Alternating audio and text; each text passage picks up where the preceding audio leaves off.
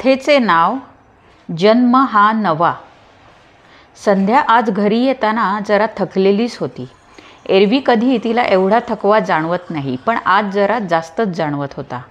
घराची बेल वाजताच लगेच उठणाऱ्या आणि पाण्याचा ग्लास दुसऱ्या सेकंदाला हातात देणाऱ्या संध्यासाठी दार मात्र 5 मिनिटांनी उघडलं. हातात भाज्यांच्या पिशव्या होत्या, तशाच तिने टेबलावर ठेवल्या. दार चिनूने उघडले होते, त्यामुळे घरातल्या ओट्यावरचा जग आणण्याचा आणि पाणी देण्याचा काही संबंधच नव्हता. चिनूने आईला एक घट्ट मिठी मारली आणि संध्याचा क्षीण थोडासा गेला, पण डोळ्यातून पाणी आलं. चिनूने आपल्या बोबड्या बोलामध्ये कितीतरी वेळ तिच्याशी गप्पा मारल्या, पण आज आई इतकी थकलेली की काय तिला काही सुधरत नव्हते. आपली आई काहीच बोलत नाही हे बघून तो थोडा रुसला, पण खेळायला निघून गेला ते सगळं विसरून. संध्या ते फक्त पाहत होती आणि मग चिनूच्या निघून जाण्याचे कारण समजताच त्याला हाक मारू लागली. पण ती रूममध्ये पोहोचल्यावर पाहते तर तो अगदी गाढ झोपलेला. अचानक ती स्वतःहून त्याच्याजवळ गेली आणि मायेने त्याच्या डोक्यावरून हात फिरवू लागली. मनातूनच त्याला विचारू लागली, चिनू, माझं काही चुकतंय का? आई तुला अशी आवडते ना? तुला ऑफिसच्या कामामुळे वेळ नाही देऊ शकत तर असं रुसू नकोस. आणि तिचे लक्ष तिच्या आणि शेखरच्या जुन्या फोटोकडे गेले. खरं तर तो फोटो बघून तिलाच हसू आलं. त्यावेळेस दिसणारी चवळीची शेंग आज मात्र थोडी जाड झाली होती. वास्तविक मुले झाल्यावर येणारा स्थूलपणा हेच कारण. ते नॅचरल आहे असं जरी म्हणलं तरी आजही जाडपणा सौंदर्याच्या व्याख्येत नीट नाहीच बसत. ट्रेनमध्ये माझ्याकडे बघून कोणी 4थी सीट मागत नाही याचंच नेहमीच शल्य तिला जाणवत होते.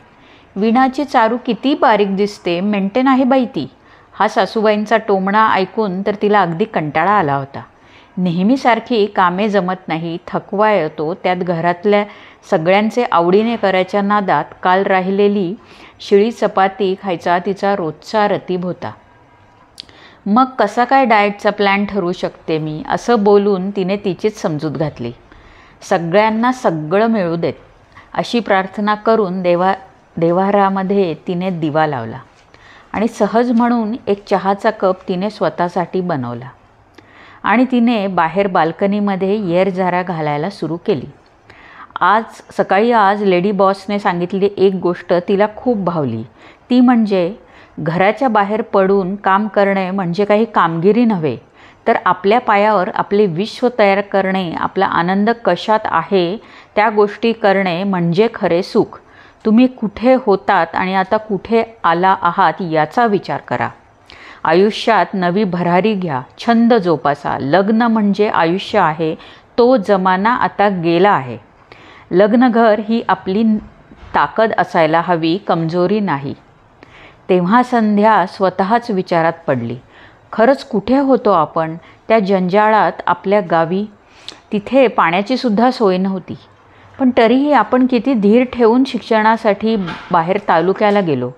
खूप कष्ट केले आणि लग्न होऊन मुंबईत शेखरसोबत चाळीत राहायला आलो. काहीही ठरत नसताना स्वतःहून पुढाकार घेऊन आपणच घर बुक केले आणि शेखरच्या साथीने संसार केला. घरातल्या प्रत्येक गोष्टीत आपला हातभार लावला याचाच खरं तर तिला अभिमान वाटायला हवा. पण स्वतःचं असं काहीच अस्तित्व निर्माण केले नाही, त्याचं काय? दुसऱ्यांसाठी जगताना, धन्यता मानताना स्वतःचे मन मारून ठेवणे कितपत योग्य आहे? माझ्यासारख्या कित्येक बायका असतील ज्या पदराला गाठी मारून साठवलेल्या पैशांसोबत आपली स्वप्ने पण गुंडाळून ठेवतात. तेवढ्यात तिला खालच्या मजल्यावरती काम येणाऱ्या मालतीताई दिसल्या. त्या 50व्या वर्षीही स्वतःचे पोट भरण्यासाठी तरी काबाड कष्ट करत होत्या. आज त्या बाहेर पडून कमावता आहेत, पण अंगावरची साडीसुद्धा त्या नवऱ्याला विचारून घेतात. मनातल्या आतल्या लहान मुलीला स्वैराचाराला कधीच मोकळीक मिळाली नाही तर जगण्यात आनंदच नाही. या सगळ्याच्या विचारात असताना तिला दारावरच्या बेलची घंटा ऐकू आली. तिने धावत जाऊन दरवाजा उघडला. समोर सासूबाई उभ्या होत्या. त्यांचा मूड आज खूप आनंदी होता. आत आल्या आल्या तिने त्यांना पाणी आणून दिले. पाणी पिऊन न बोलताच त्या खोलीत निघून गेल्या. पण मनात उठलेल्या वादळांना आता संपवण्यासाठी, शमवण्यासाठी तिला कृतीची गरज होती. नेहमीच का आपण मागे राहायचे, थोडे पुढे जाऊन असे तिने मनाशी पक्के ठरवले. आता आपल्यासाठी, आपल्यासारख्या अनेक बायकांना प्रोत्साहन देण्यासाठी काहीतरी करायचे. आणि ती रात्री याचाच विचार करत झोपून गेली. सकाळी उठल्याबरोबर चहा नाश्ता बनवून ती वॉक घ्यायला गेली. मनसोक्त मोकळ्या हवेत ती फिरून आली. काल भारून टाकणाऱ्या भाषणातून घेतलेल्या प्रेरणेला वास्तवात आणण्यासाठी काय करता येईल याचा ती विचार करू लागली. आणि अचानक तिच्या हातात सकाळचा पेपर आला. तिने तो भराभर वाचायला सुरुवात केली. तिची नजर अचानक एका जाहिरातीवर गेली आणि तिला कल्पना सुचली. चिनूला शाळेत सोडून ती घरी आली आणि मोबाईलवर तिने बिल्डिंगमधल्या सगळ्यांचा एक मोठा व्हॉट्सअप ग्रुप बनवला. बिल्डिंगमधल्या एका जुन्या ऑफिसचा ताबा मिळवला. तिचं काय चाललं आहे हे कोणाला काय कळायला मार्गच नव्हता. घरातले आव असून फक्त पाहत होते. तिच्या अंगात वेगळी ऊर्जा संचारली होती. सगळ्या गृहिणींना, बायकांना तिने त्या ऑफिसमध्ये अर्जंट बोलावून घेतलं. शनिवार असल्याने फार थोड्या जणी घरी होत्या. आपली मैत्रीण काय सांगणार या उत्सुकतेने सगळ्या जणी आल्या. आल्याच तिने सगळ्यांना स्वखर्चाने काहीतरी खाण्यासाठी मागवलं होतं. तेवढ्यात वरळीकर काकू विचारू लागल्या, काय गं संध्या, हे अचानक काय सुरू केलंयस? संध्या सांगते सगळे पण थोडे थांबा असे म्हणून तिने सगळ्यांना आधी नाश्ता दिला. मग ती बोलू लागली, वरळीकर काकू आणि बाकीच्या माझ्या जिवलग मैत्रिणींनो, मी आज तुम्हाला इथे एका खास कारणासाठी बोलवले आहे. मला सांगा, लग्न झाल्यानंतर तुमच्यापैकी किती जणांना बाहेर मैत्रिणीच्या बरोबर फिरायला मिळाले आहे, गप्पांमध्ये रंगायला मिळाले?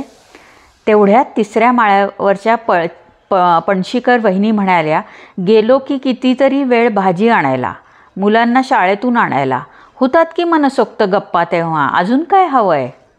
तेव्हा संध्या हसून म्हणाली, वहिनी तुम्ही अगदी बरोबर बोललात, पण त्या गप्पा या घरातल्या कुरकुरी यांच्याच असतात नाही का? अहो, मैत्रिणीशी कुरकुरी नाहीत तर आवड-निवड, नवीन संधी यांच्याबद्दल गप्पा व्हायला पाहिजेत. मनसोक्त विनोद, गाणी आणि मस्त धमाल करता यायला हवी. तिला मध्येच थांबवून मागून शलाका वहिनी बोलल्या, पण यासाठी वेळ कुठून आणू? चिनूची शाळा, क्लास यातच माझा वेळ निघून जातो. मग वेळ काढा स्वतःसाठी. तुम्हाला नाही का वाटत बाहेर जावं?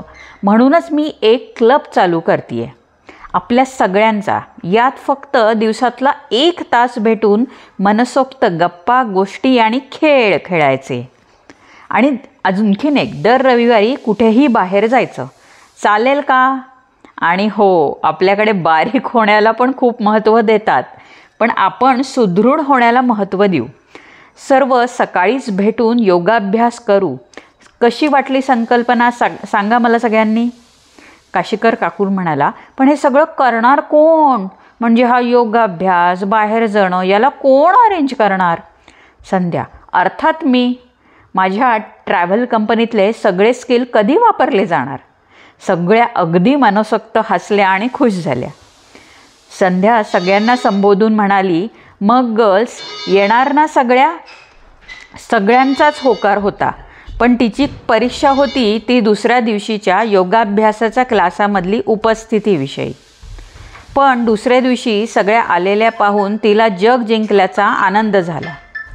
सासूबाईंनी सुरुवातीला थोडी कुरबुर केली, पण क्लबमधली खेळ आणि गप्पांची त्यांनाही भुरळ पडली. त्यांनी हजेरी लावून लागल्या. त्याही हजेरी लावू लागल्या. संध्या स्वतःसोबत इतरांच्या आयुष्यात प्रकाश पाडण्याचा प्रयत्न करत होती. चिनूलाही ती बरोबर घेऊन जात होती. कधी बागेत तर कधी लांब भूर. स्वतःच्या रूपाकडे बघून सतत दोष देणारी संध्या आज इतरांना धीर देत होती. पुण्यात तिच्यामुळे तिच्या बिल्डिंगची चर्चा होत होती. नवीन घर खरेदी केलेली घरातील स्त्रिया आवर्जून तिच्या या क्लबला हजेरी लावू लागल्या. हे बघून स्वतः सगळ्यांना खरंच आनंद होत होता. त्यांच्या क्लबची सहल अगदी मस्त लोणावळा ते शिमलापर्यंत अनेक ठिकाणी जाऊन आली. आयुष्यात रंग भरण्याचे काम संध्या करत होती. दुसऱ्यांना आनंद देताना तिलाही आनंद होत होता. मनातून ती तिच्या बॉसचे आभारच मानत होती. आज तिच्या ऑफिसमध्ये त्याच बाईंकडून म्हणजे बॉसकडून तिच्या त्या अनोख्या कामगिरीबद्दल व ऑफिसमधील उत्कृष्ट कामगिरीसाठी समारंभ आयोजित केला होता. आणि सत्कार सुरू असताना बॅकग्राऊंडला तिच्या मनात एकाच या जन्मी जणू फिरुनी नवी जन्मेन मी हे गाणं वाजत होतं. टाळ्यांच्या गजरात तिचा सत्कार झाला. शेखर आणि सासूबाई तिच्याकडे अभिमानाने पाहत होते. लेखिका मीता साटम. मित्रांनो, ही कथा कशी वाटली मला नक्की कळवा आणि अशाच नवनवीन गोष्टींसाठी चॅनलला सबस्क्राईब जरूर करा. थँक्यू.